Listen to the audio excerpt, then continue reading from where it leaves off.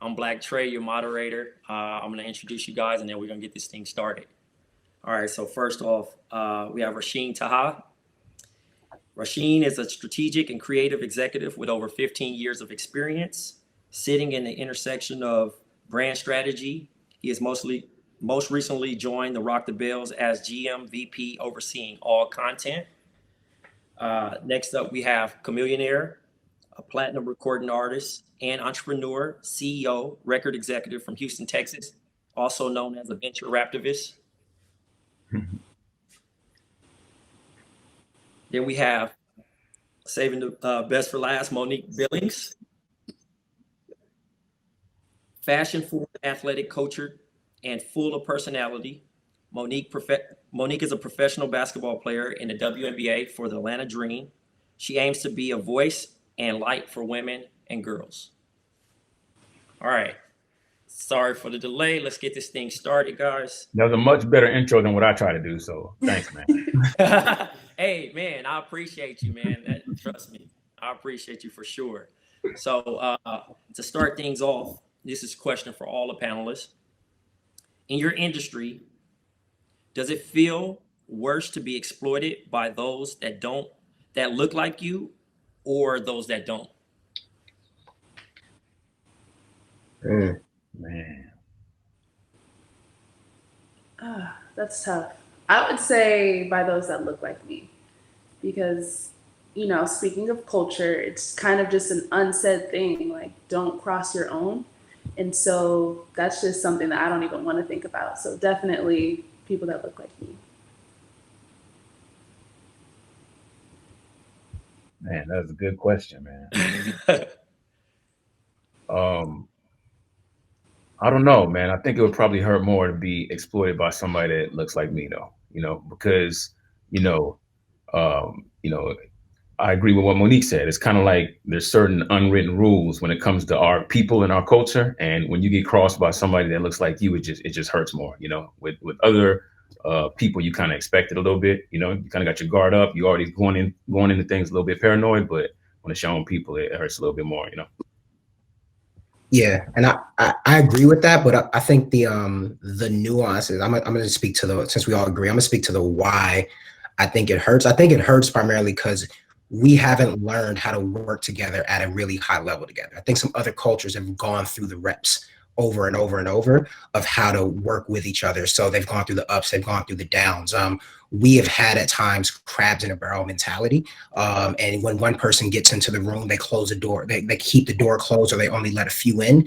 And I think we have, as a people, we need to kind of work through that and to be able to open those doors for everybody else. So I do think it's worse on our side, but I think that it's primarily because we haven't had a lot of those opportunities, and we don't have those opportunities. When you finally get it, you only look out. People sometimes are only looking out for themselves, as opposed to having a collective mindset around it. So I think if we can work on that, I think it changes it. And then it ends up being worse when the other side isn't looking out for you or is crossing you, because we've now figured this out amongst ourselves as a people. All solid answers. All right. How can possible appropriators avoid doing so? Avoid. More so exploiting the industry. You can run that by me again. I don't know if I got that. Okay. So how can possible appropriators avoid exploiting the industry? So more so, instead of taking advantage of it, be so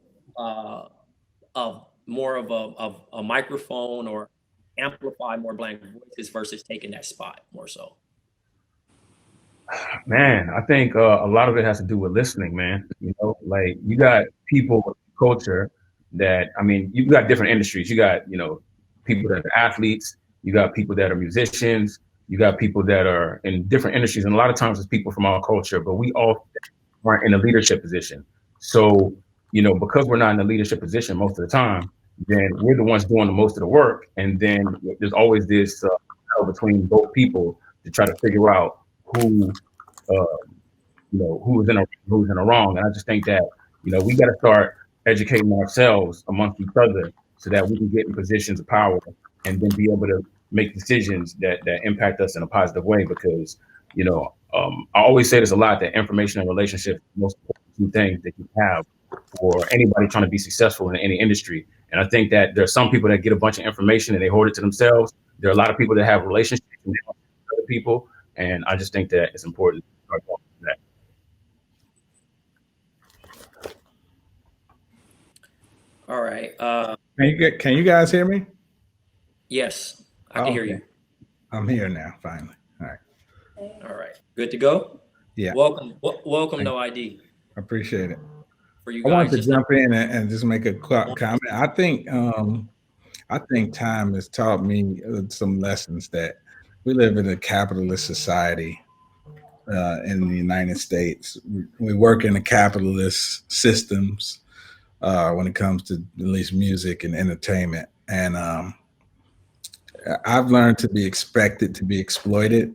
Deceived is probably the thing that bothers me more than being exploited, because I think I might be worthless if I can't be exploited. So I'm always I'm against abuse and misuse, but I want to be used. Otherwise, I don't even really expect anything in return. Yeah, that's real. Yeah. All right. Question for the panel. How do you price an idea or a style?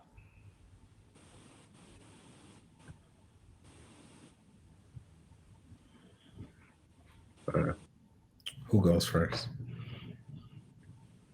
I'll hop in it. I think it's interesting. I think it depends on who is the buyer and what the budget is, right? So depending on that budget, you can price something super low or super high, and depending on how that thing grows, you can exploit that to different buyers and find multiple ways to extend that out. So I think it really all depends on, again, what is the concept and who actually is the buyer. You could have $100 million idea, but if you only have $1 million budget that you're working under, or a $500,000 budget, or a $5,000 budget, you might be selling a $5,000 idea at that time that could actually be something else. So it's a matter of how do you take that idea and then continue to build on it. But it all depends, again, on who you're partnering with, who actually has those budgets to actually be able to, purchase those ideas.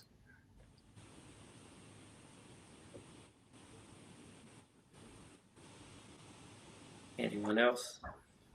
Yeah, I'll piggyback on that. I think it helps to also work backwards, kind of putting yourself in the mindset of the buyer and going from there and taking it step by step from that way. I feel like in my own journey, that's helped me out a lot, taking things going backwards. Okay. Another question for all the panelists. Why did you choose to be a part of this particular panel? I'm gonna answer that one because I got a random answer for this, because I hate doing panels. I hate doing interviews. I don't like to talk. I like to be Wizard of Oz behind a curtain. And a lot of people know that about me. I don't know if it's an introverted thing. I feel like I'm an introvert that knows how to act like an extrovert. But, I could think about my life and my career from music to being an entrepreneur. And what I've always been is a giver. I kind of consider myself like a Mr. Miyagi, right? So a person that wants to give out game to as many people with nothing in return. So when you do that for time and time again, eventually you get to a point where every now and then you might need something in return. And then the moment you might ask somebody for something and they say no, it kind of hits you in the heart, because it's like, damn, I've been giving you this game the whole time and then you don't do nothing in return for me. And it starts to kind of mess with you a little bit. So I actually wanted to say no to Baron, but then I thought about it. I asked Baron for something and Baron did it, and because he did, I show up. Even though I don't want to do it, even though I hate doing interviews, I was like, you know what? I'm gonna be a man of my word and I'm gonna show up for him like he showed up for me. And I think we need more of that, because sometimes people often forget, when you're giving them all the game, you're giving them all the connections, you're doing these things and you're doing it a lot of times without wanting nothing in return, right? But then the moment that you do need something, it could be something so small, especially if you feel like you've done all this big stuff for people and then you ask them for this small thing and they say no, it's just like, what? So Baron has been one of those guys that hasn't done that with me. So that's personally why I was like, you know what, whatever you need, I'm here. And I feel like we need that more in our communities. Actually, matter of fact, last night, me and him were talking about a founder, an entrepreneur that was talking about his company.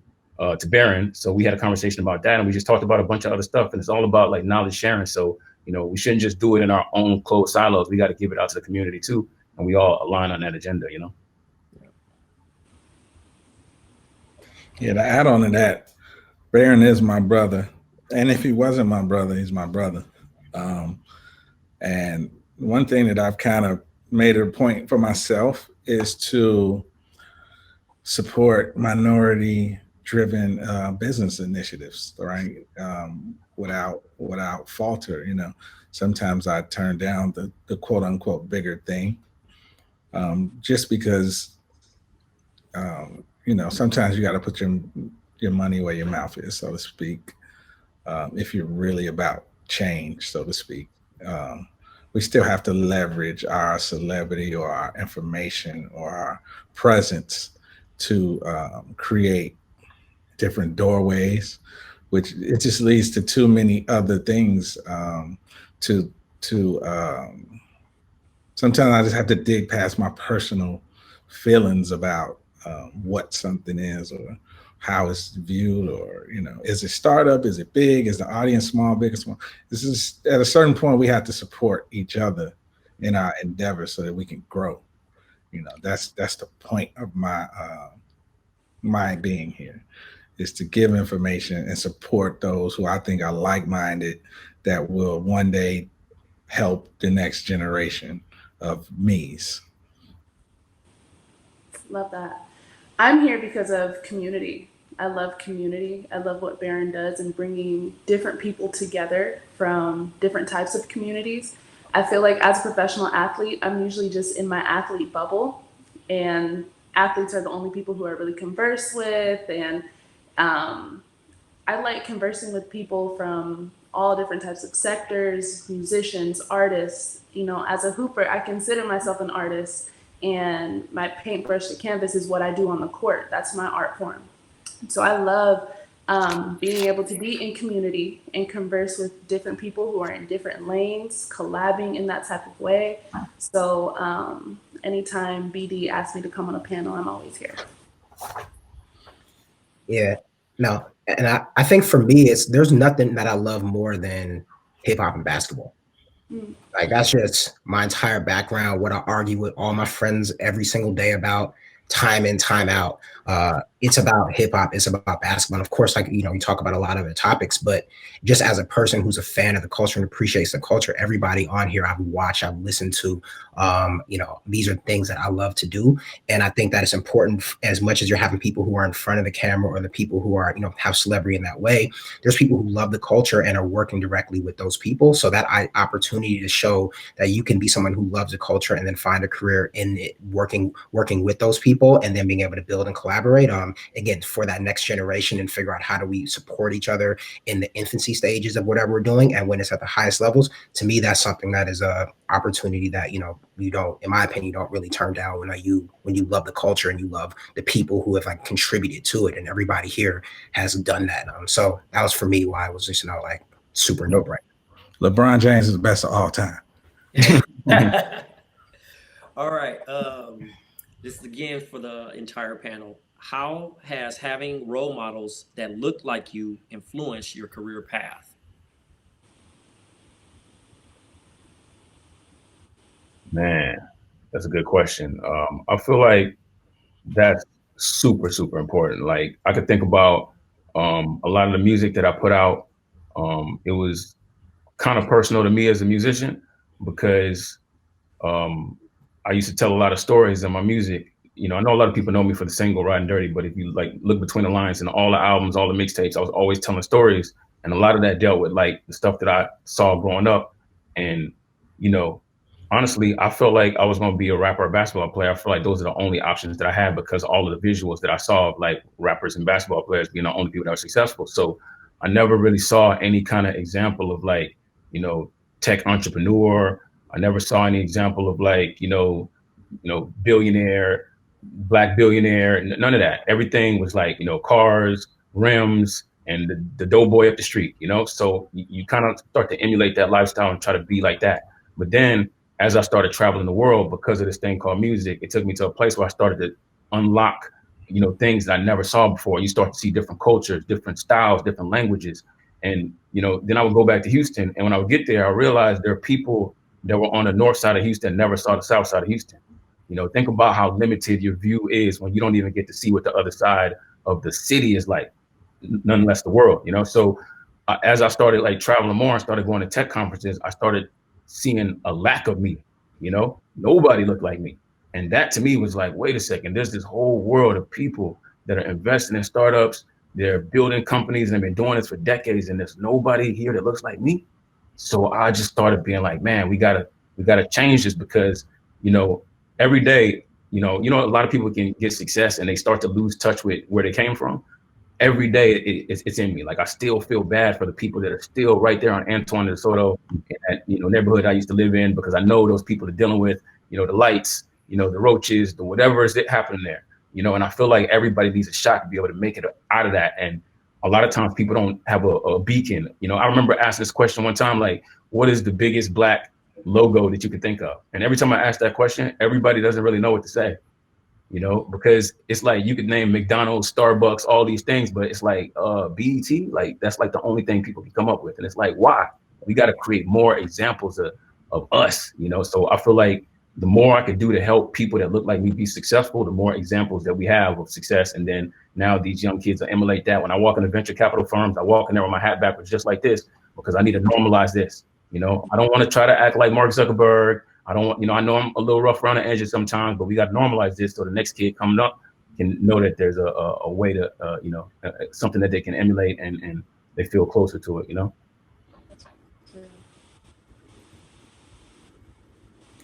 I personally, I don't know if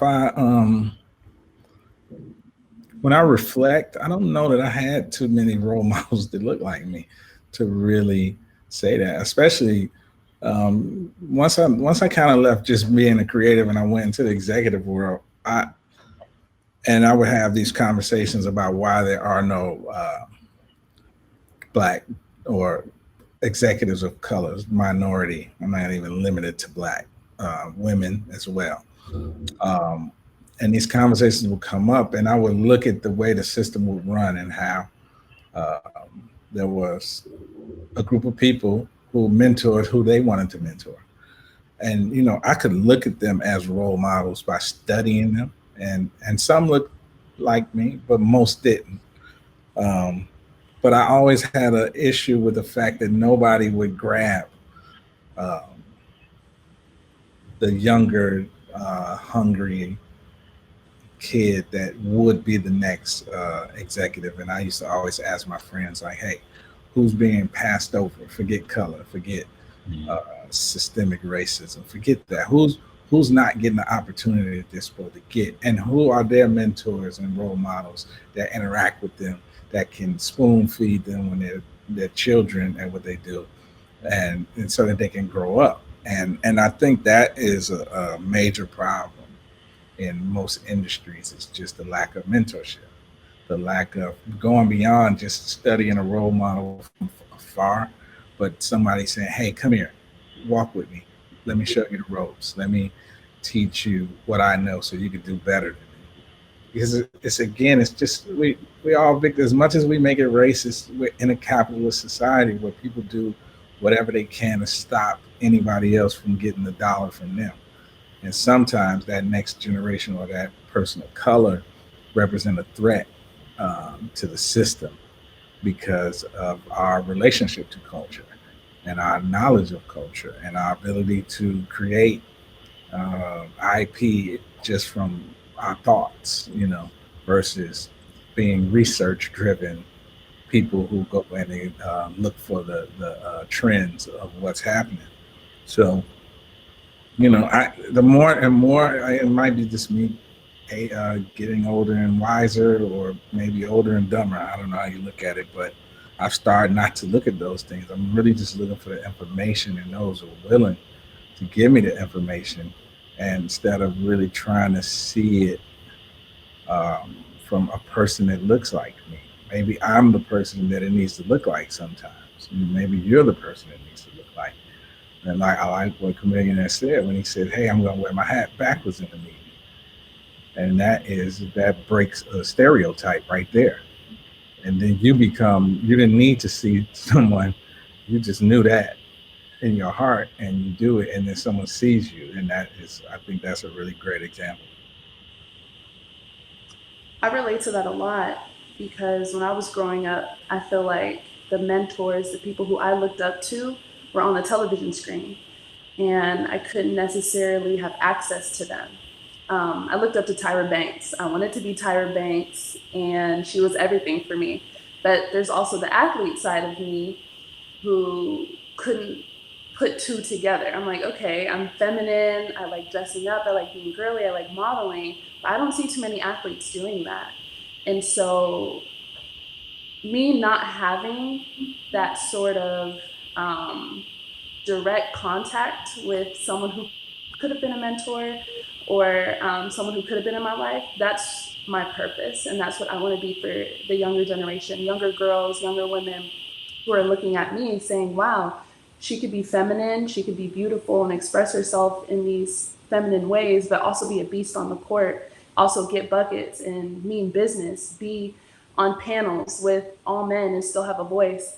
And so I feel like I said, that's a part of my purpose now, is to be what I didn't have when I was coming up. I want to be accessible. I want to be able to reach these young girls, reach these young women, and show them that it's possible, but I really want to be there in their environment and go to them so they can physically see it, so they can touch it and really experience it rather than just seeing me on a television screen.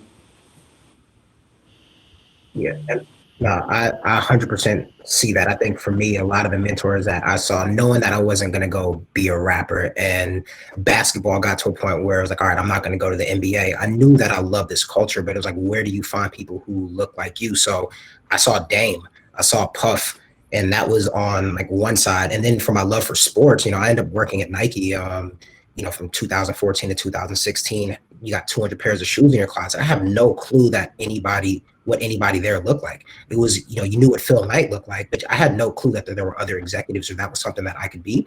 So these are things that along the journey and through having different experiences that you start to see, and you're like, wow, there's not really a lot of people who are the example. You're not seeing that. And for me, it was really about telling that narrative. So it's about, all right, you have these people who are out there, you have these brands who are out there, but who are the people behind it that are doing it, that can show up, that can look like themselves, that can bring them full selves to work. I knew for me that it was never about wearing a suit every single day. I knew that I wanted to dress how I wanted to dress, look how I wanted to look, talk how I wanted to look, talk how I want to talk in these type of environments, but you're not really seeing that. So I do feel you on No ID, where it's like at a certain point in this next generation, especially in the culture that we play in, we're kind of the ones that are creating the rules and the playbook of what it looks like to show up to a panel, what it looks like to walk into the room, and then making sure we show that next generation that you can have that same power. You have to put in your work, but you need to go up there as your full self. So not having that exposure, only having a few examples made me realize we need to now be the examples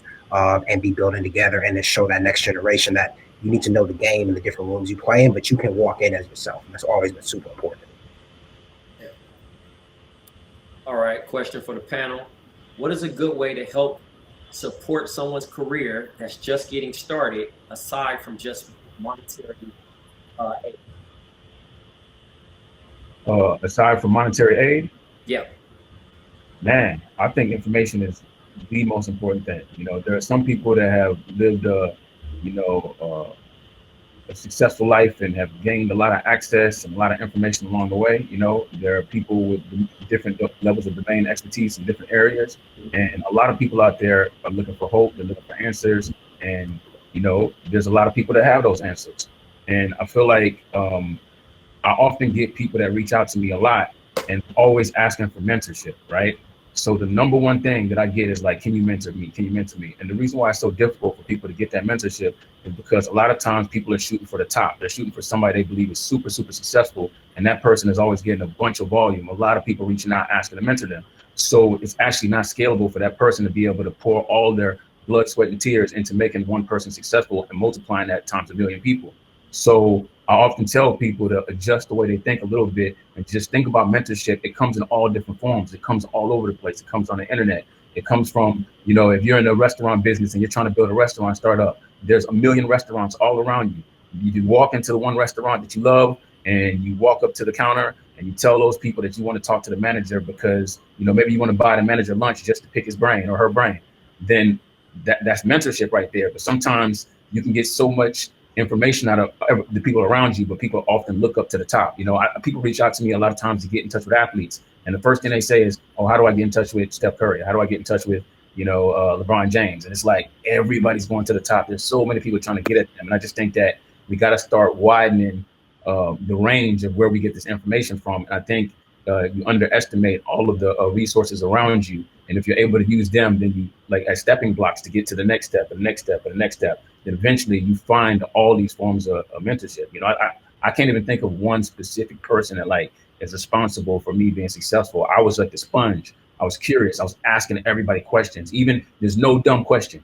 When I was in the music industry and I didn't know what publishing was, I asked somebody like, "What is publishing?" And some random person told me, but that was mentorship though, you know?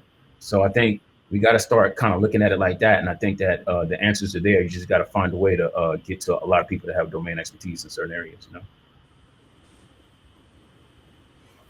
I guess we're going to keep going in order. Education is a word I use. There's no job, task, feat that you want to accomplish that you will accomplish without some form of education. Usually when I speak on panels, I tell a lot of young people, if you really don't educate yourself in what you say you want to do, you're playing with your life. It just doesn't make sense. The plumber needs to know how to be, educated on how to be a plumber, electrician, especially entertainment and sports. We deal with a field where people could just wake up one day and say, "I'm that." Nowhere else in the world can you just wake up and say, I'm a scientist." No, it's deeper than, did you go to school? Where's your degree? What justifies that claim? Whereas entertainment and sports, you can kind of just hop in where you are, and if you're really gifted, you can get away with it. But as far as like, I've always looked at my field, music, and I go, how many of my heroes' life ended well?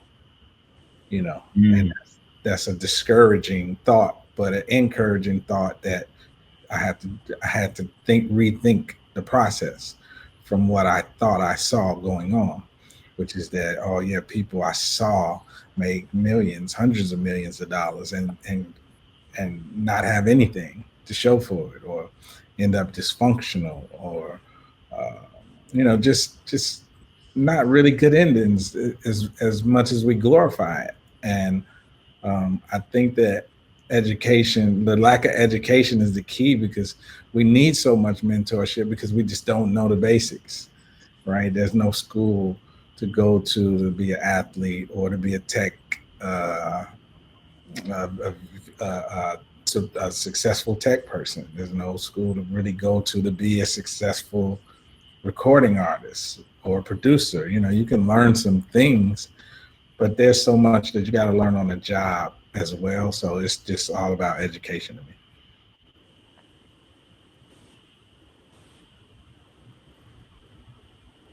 You guess they're waiting on you, Monique. Oh, I mean, Monique, you All got right. to answer me? Talking about support, right? Just simply asking, how can I help? How can I be a resource? I feel like it's that simple. Instead of trying to guess and try to figure someone out, why not just ask? What can I do? I want to offer myself. I want to offer my assistance any way possible. You just never know until you ask. Yeah, and I'll keep it pretty quick on this. I think that whenever somebody's starting something, and even if that's something that's big, you can either offer your time, your resources, or your network. If a person has an idea that you like and you can't throw a bunch of money at it, but you really want to help that person, you could offer your time. You can help them with different things, look over things, do the work, you can offer time, you can offer your network. So you might be the person who like, I don't have time and I don't got no money to give you, but I know everybody, or I know I can help you move this thing from here to there. Then you can offer your network to anybody who's kind of started something. And then, you know, if you're the person who has the bag and it's like, all right, I'm just going to go give that out here, take that bag, because that bag is going to go a long way as well. So to me, it's that time, resources, network that I think can always help put people over the top. And you just got to be very clear when you're the person who's asking for the help, what do you actually want? Like that, you could have that exploratory time where you're trying to figure it out. But once you kind of have an idea, then you can have anybody you talk to say, hey, it's either your time, resources, or network that you can apply to these things. And then you can point them in the right direction. And then that person's going to be more likely to be super helpful for you. All right. You said what? Yeah. Okay. Well, that was it. It's been a great panel so far. You guys have given some helpful advice to the future, and you know, to the viewers out here that you know look up to you guys. I wish you guys safety and health moving forward, and talk to you guys soon. Hey, I appreciate y'all, Blk Tray, Dion, Rahshiene, Monique. I know it's difficult with the producer talking all in your ear while we're doing this, but appreciate y'all. Thank you very much. Yeah, too, Camille. Thanks, guys.